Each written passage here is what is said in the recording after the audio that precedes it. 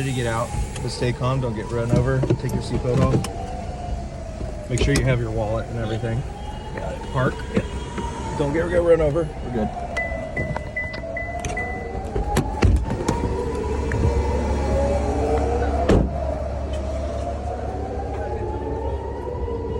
Bank against this wall.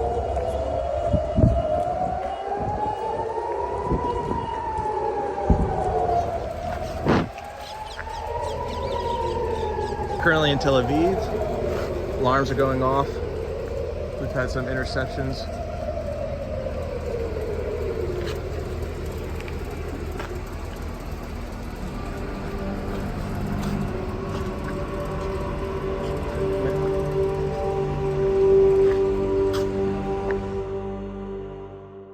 All right, we just landed in Tel Aviv, flew here from LA, got in a car, drove north to a town called Haifa. It's a seaport town, you can see. There's a huge deep water port here that has actually been home to a strategic port in the Mediterranean for over 3,000 years. Between Israelites, Phoenicians, Assyrians, Babylonians, Persians, Romans, Byzantines, Arabs, Crusaders, Ottomans, and the British. And if that doesn't tell you what you need to know about this area, nothing else would. Just north of this city, a handful of kilometers, is the southern border of Lebanon. It's October 7th. It's 1 year since the anniversary of the attacks, Hamas attacking the kibbutz on the southern border on Gaza. And we chose this time in particular because of the memorials and the somber remembrance of what occurred here, but also because 1 year on, and Israel's fighting a war both in the south with Hamas and in the north with Hezbollah, as well as further east with Iran. So it's an electrifying time to be here.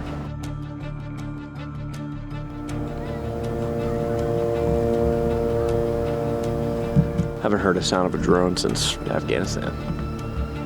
And now it's going north to Lebanon. But because it's so low, I bet you it's small. It's probably just a little, I don't know, scan eagle type thing.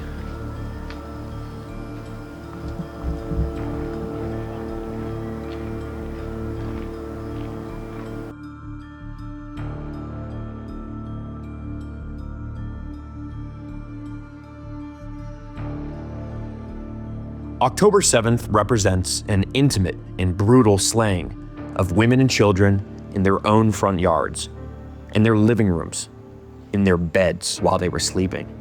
This wasn't done by tanks and bombs, or even in the case of 9/11, airplanes used as missiles to attack adults who were at work.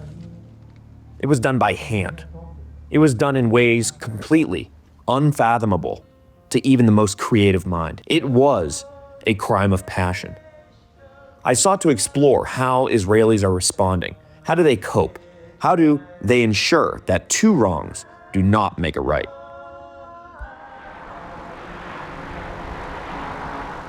The current battle between Israel and Hamas and Hezbollah and Iran, although it didn't start here, it intensified on October 7th, 2023. And you can see over my shoulder, although it might be in the distance a bit far, Israel has pushed into Gaza and has been bombing it, hitting it with artillery, executing operations, looking for the remaining hostages that have not been brought back home. What's most striking to me as a former Marine is we're looking at a single city.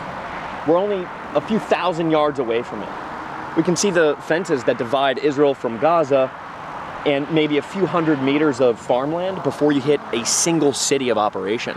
And to think that it's been a year of military operations of pounding that city and chasing the Israeli hostages from one location to another, and to think that it can't be done yet, it's pretty shocking. It makes it feel like it's a really small battlefield, but it has epic proportions and epic meaning for the rest of the world, especially given that Israel is fighting on 7 fronts now. It's all because of a few square miles.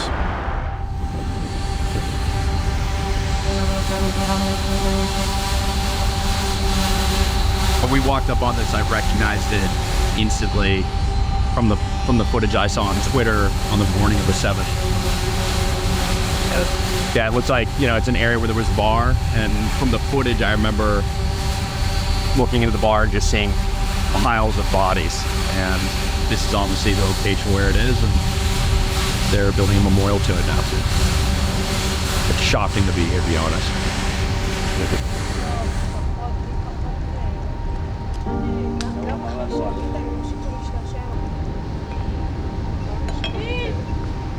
This is an IDF bunker. It's made of cement. It's got some corrugated metal on it as well. And effectively, when you have indirect fires that are being fired at your position, instead of being out in the open where you can get hit by frag, you would run to these positions where you'd be relatively safe. On the morning of the attack here at the festival, folks were running into this bunker, and what happened was they were contained in a single location, and then terrorists were able to throw frag grenades into these bunkers and kill multiple people at once. I think there's a good amount of footage that came out from that morning that shows that horrific angle from people's cell phones. And this is exactly one of those sites. If you can't hear it, there's a fucking war about 200 meters right over there. It's insane. That was out. So we're inside one of the bunkers where people at the Nova Festival were hiding and taking cover. You can see frag on the wall here where grenades had gone off and frags hit the wall. There's a memorial inside.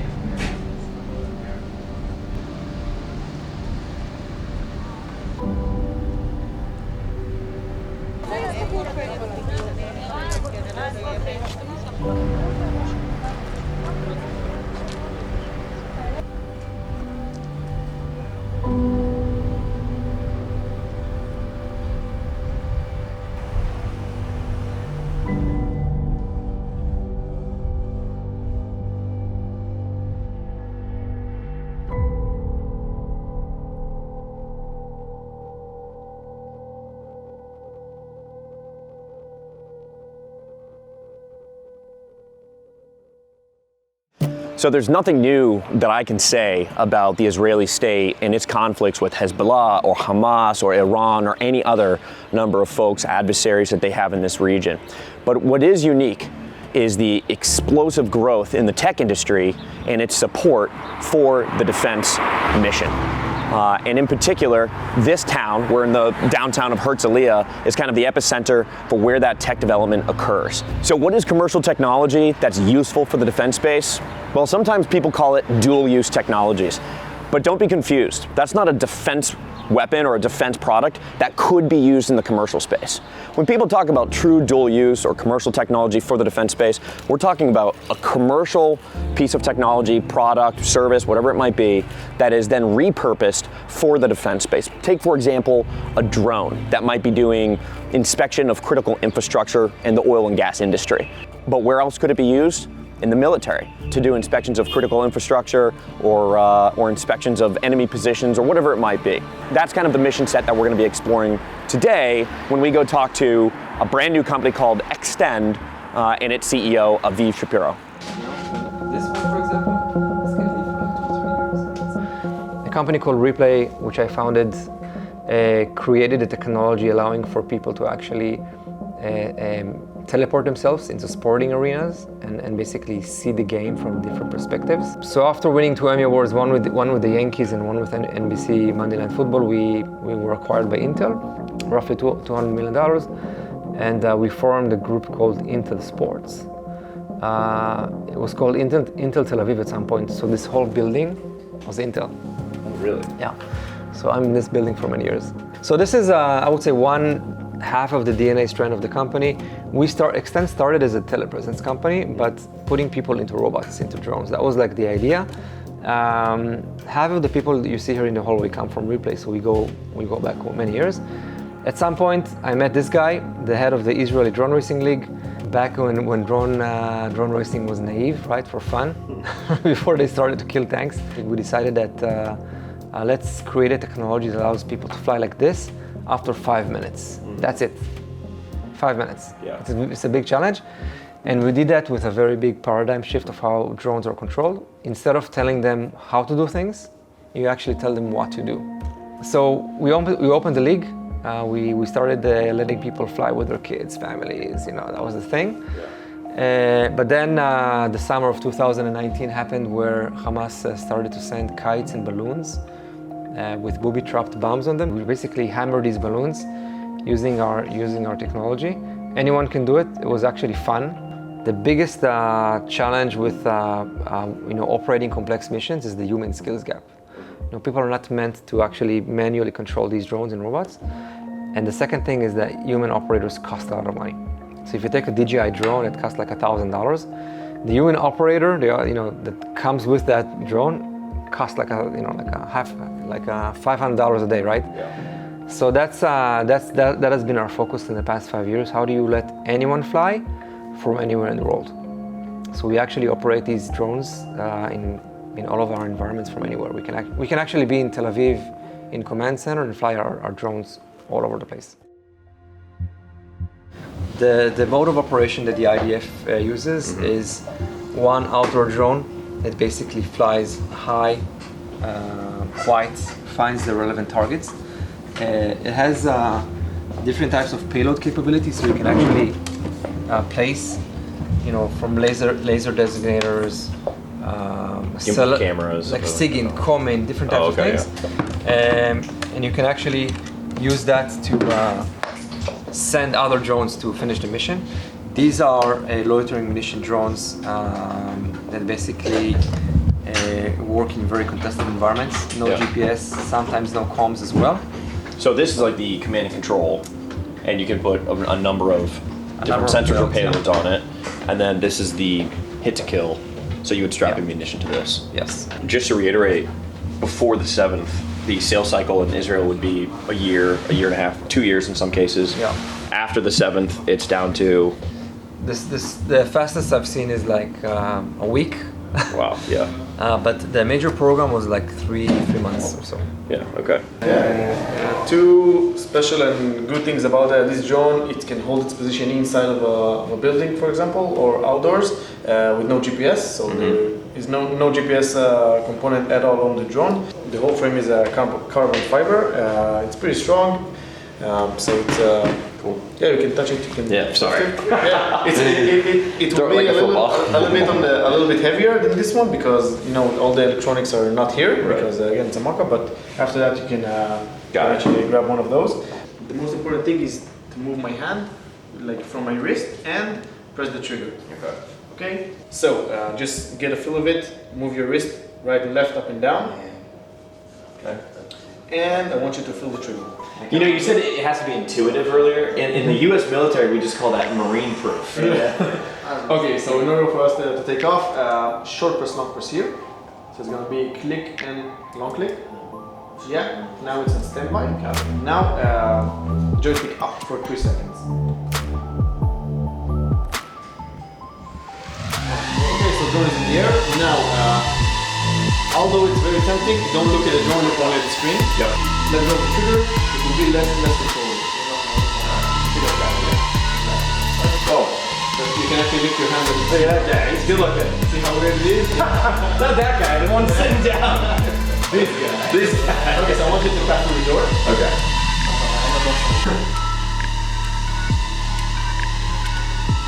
Maybe. Hey, Bob. Short press. Turn on the front LED. Amazing. So just keep flying, and I want you to see what will happen, like in let's say in 30 seconds or something. Like just flying here? Yeah, just keep flying. Yeah. Okay. Now the drone gets sucked up into the wall, so we can actually turn off. Drone fell to the ground, which is completely fine. Skid in 3, 2, 1. Now it's in skid mode. Now I want you to hit reverse, all the way. Yeah, trying to get away from the wall. Good. Yeah, try to look that way. Okay, so move forward just a little bit towards here. Now stop. Okay, you're in skid mode. Short press on the. That's go right. Yeah. Okay. I think I can get out of it. Okay, so try to be a little bit more aggressive right now. Yeah, never mind. Okay, so almost. Yeah. This is amazing. Yeah, it's pretty dope. to be honest, and it's actually pretty fun as well. It's super fun. Yeah, like fuck the game. I I imagine that this type of pinpoint accuracy is increasing the amount of accountability in combat in places like Gaza. Even though I'd say globally, you know, there's an outcry of people saying there's no accountability, when in fact it might be the opposite. Would you agree with that? Yeah, of course. Yeah. So not only as an external worker, but basically, you know, as a lieutenant myself, Israel spends a ton of money on very accurate weaponry. So this is one of them, but this is super cheap compared to like a very accurate guided missile. Sure. Yeah, of course. And actually, every soldier and every person can actually fly it. You will do it yourself in a second. Yeah. I mean, what does something like this cost? A few $1,000s. A few $1,000 versus like $100,000 missile. Yeah. You may be asking yourself, but isn't this technology a little sophisticated for an unsophisticated enemy? And the answer is no, because the same basic use of commercial off-the-shelf technologies is available on both sides of this conflict. Okay, we were just here a couple hours ago doing a segment from Herzliya. Described it as the Silicon Valley of Israel. And 2-3 hours later, a Hezbollah drone that came in from the South Lebanese border, where we were at, and heard the drones come over us, ended up striking a target here in Israel, or in Herzliya. We were probably, I don't know, maybe a football field away from where we filmed the segment earlier. Moments ago, a UAV struck this building, which is a senior citizen's home in the city of Herzliya. We are now taking care of all the civilians here. We're taking them into a safe location while we have our specialists operating on scene to remove that UAV.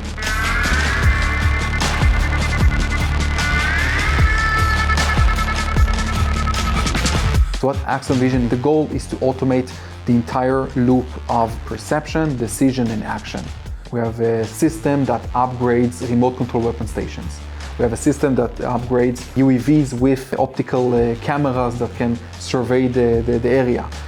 We have a product that automate the entire situational awareness of our own vehicles. We have a lot of things that we're working on counter UAS. We're doing both of the UAVs and the counter UAVs. The feedback loop is insane. Like, we have much more stuff and gear that is able to touch ground and have real feedback from the field. So the couple of weeks you have feedback and you alter the thing, and then a couple of weeks again. So it's really, really insane how fast things are kind of moving out. Basically, things are happening in days or weeks, what used to take years. Right. So what happened is, you know, there are requirements that people would have when small startups, which would take them forever to get on. As an example, we became a supplier to the IDF within weeks, what normally would take years, because this is done out of necessity. Right. And Jeremy, as the sales guy, is it nerve-wracking knowing that they'll buy your shit in a week and like you need to put up numbers right away? I wouldn't say nerve-wracking. I'd say it was pretty remarkable. You know, post October 7th, you know, the weeks following, I'd be getting calls at like 11 p.m. People would be leaving the Kiryat, people would be leaving their offices in the IDF and the IAF, and they'd be calling and saying, you know, this is what we're trying to do. Can you help us? So, you know, if anything, I think it's exhilarating to be able to work in a company that's so prevalent and in the know of how we can be supporting the current landscape in Israel, to be solving problems that, you know, aren't just theoretical, doing something, but really on the ground tomorrow, being implemented and solving real world issues that are basically in our backyard. So in many ways, I think the best thing I heard the analogy is that every day is October 8th. So this is the day after, and it's basically been a year of October 8th.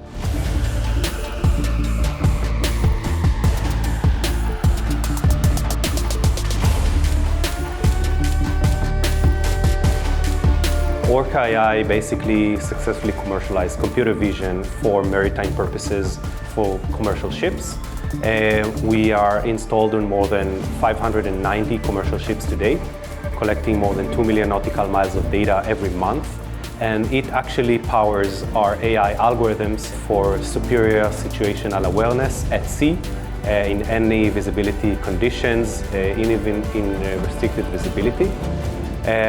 My biggest, I would say, reason for starting this business is because it combines both my biggest passions, which are maritime, from my background as a child growing up nearby the sea, and of course AI and technology, which is very interesting, and it's quite a unique combination. Not many people here can actually make both of these technologies and domains create these synergies between themselves. So I'm very proud and very happy to lead this organization. Here of software and hardware that's currently working and checking a few things. We have the real-time live systems over here working. We can see over here, these are injected data. It's not simulated data. This is real data. This is live right now. This is not live right now, but this was live. This is a recording with the entire representation as happened. Okay. Then we can play back this over and over again, test everything before we deploy it, and then we deploy to friendly ships, between 5 to 10 ships, just to make sure everything is in order, and then deploy it in scale. And these are the camera. Is this a commercial off-the-shelf camera system? Yeah, so the cameras inside are commercial off-the-shelf. FLIR cameras, thermal imaging devices, and cameras by Sony. But the housing itself, it's of our own design and requirements. It should be lightweight. You can carry it with one hand and climb the ladder. It's completely sealed, IP67. It has broad field of view. What is that? What is that? Completely sealed for ocean conditions? For ocean conditions, rain, it should sustain and keep on working for at least 5 years for harsh conditions on humidity and direct sun and heat and cold and vibrations and RF interference and EMC. All that. And collisions with U.S. naval vessels? And collision with U.S. naval vessels. You see, we also have here a digital zoom, a night mode, a screen recording function. These are the old ones? The old ones. Each one covers 120-degree field of view. And these are designed, and these are new manufactured, as you can see. They're going to power the perception of the world's first fully commercial autonomous ship. We are not a hardware company. It's very imperative to understand, and we want to push and be, a leading AI software services company as opposed to hardware. The hardware is the enabler. Okay, it's not the focus of the company, and hardware today is easier to get than ever before. And I think this is something we want to keep and make sure. In the United States, I feel like defense investing has been, from a macro perspective, on the rise. Andreessen Horowitz, Sequoia, Founders Fund, other funds have been interested in pouring money into this space. Is it the same here in Israel since October 7th? Well, that's a great question. Basically, since October 7th occurred, I guess there are maybe 10 to 20 new emerging VCs trying to pivot into the field, or even if it's older VCs that were more agnostic or did like main other stuff. So defense is their thing right now. Everybody's trying to do defense. Is this even like, do you see like American VCs showing up in Herzliya, Tel Aviv? We have a Sequoia that just moved here. I don't know if you saw the announcement, but basically that's their focus right now. They're going to do Israeli defense tech. One of the partners just moved here. They announced it publicly that this is their domain, this is what they want to focus on. So in the United States, like the sales cycle, even post 9/11, the sales cycle to get a company, to engage with the government, to go through the proposal process, for it to be selected, for them to deploy, to have it, managed. I mean, it's multi-year process. Is it the same here in Israel, or is it different? So it used to be. I could tell you that now, post October 7th, the rules are different. I have a CEO that I'm very close to that would tell you that the procurement process has changed from being a year and a half to 3 weeks. Wow. Of huge budgets of government deployed into the defense industry. Obviously, I mean, the needs are very time sensitive. People are getting out of the field. They know exactly what's missing. They know exactly what they need. They know what they're looking for. Yep. And the industry here moves very, very fast in order to supply what's needed. One question that I have had, and I have answered myself over the years of being an investor, I'm curious to know how you approach it, is, when I think about the defense space, and I think about defense companies, there's only so many customers. I mean, here in Israel, right, it's the IDF, generally. You go to the United States, maybe you can sell into the States, it's the US Army, US Marine Corps, etc. But even beyond that, there's, defense budgets globally aren't that attractive. And when you start to go to countries like China or Iran, I mean, you simply cannot sell to them, right? So it's almost like of the total of the total number of customers out there, let's say half of them, you can't even sell to. So when I think about the total addressable market, I always thought it was good or smart to invest in commercial tech that just happened to have a use case for the defense space. Do you think a portion of your portfolio is going to be focused on commercial tech that has a use case for the IDF, or will it all be exclusively defense technology? Definitely cross-offer technologies or dual use in their professional names are attractive and would be relevant. I can tell you there are a lot of companies that came from the civilian side, and again, post-October 7th, reality has changed and they became completely defense-orientated. Yeah. So it's a company that already de-risked a lot because they're already selling in the commercial market, making a stable revenue pipeline. Yeah. But they're now going into defense, and but it's diversified before you get involved. diversified. Yeah. Exactly. And the other way around as well, by the way, defense companies that have civilian applications, that's also an option. Yeah. So we're looking on those as well. You have the cyber, which is, for us, it's a bit of a red ocean, I want to say. We're not going to do offensive, by the way. We're not going to do lethal technologies Offensive. as well. Oh, yeah. Offensive. No, we are going to do, everything that has to do with air defense and unmanned AI, deep tech. Can we don't have to have this part on camera, but I'm going to ask, and we'll see what you want to keep on. I think the world was super, how do I put this? Actually, I won't speak for the world, but I'll tell you, in the American defense space, everybody was super impressed with the Apollo Gold stuff that went on. And it really speaks to like long-term planning, supply chain, knowing your audience or knowing your target really well. Is there going to be more of that, you think, in the future of war as we engage with commercial companies? Of course. We're just getting started. You can get that on camera. Yeah, that's just... You can get that on camera. Good. I've been to multiple war zones in my professional career, and I have never seen the level of personal and intimate destruction of humanity, particularly sexual crimes against women and the torture and killing of children perpetrated by Hamas on the morning of October 7th. How patient will Israelis be at this crossroads? Where's the line between patriotism for the Jewish state while upholding the tenets of peace and acceptance preached in all major faiths in this world? When will the killing be over?